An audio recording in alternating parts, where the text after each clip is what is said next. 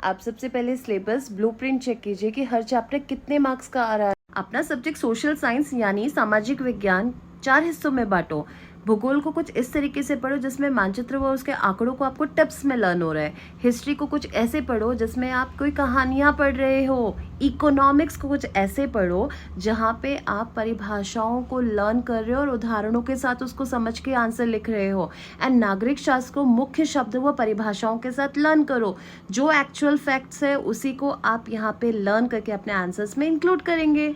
देखो smart learners, पढ़ाई की आदत तो हमें डालनी पड़ेगी। जितना सिलेबस हमने क्लास में किया है, need to revise everything at your home and twice in a week need to solve your sample papers for the better learning and understanding of the each concepts which we have done in our class, and simultaneously solve the sample papers which are easily available in our markets and ask to the teacher about the PYQs and the other questions. देखो 5 number का आपका map work आता है। You have to revise the same map work from the history and geography and simultaneously पूरा जितना map work मैंने आपको video में दिखाया है उसको प्रैक्टिस करेंगे।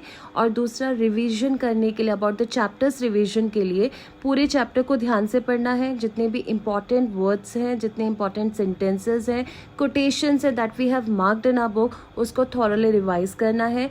छोटे छोटे नोट्स बनाने हैं, चार्ट्स बनाने हैं, फ्लो चार्ट के थ्रू पूरे चैप्टर्स को बनाना है, माइंड मैप बनाना है। एंड जितने भी आपके पुराने साल के सैम्पल पेपर्स है that you have to go through with each and every sample paper at your own ease. Thank you मेरे प्यारे दुलारे बच्चों। आज मैं आप लोगों को कुछ ऐसे स्टेप्स बताना चाहती हूँ जिससे आपका सोशल साइंस सब्जेक्ट बहुत ईजी तरीके से आपको प्रिपेयर हो जाएगा फॉर द बोर्ड एग्जामिनेशन।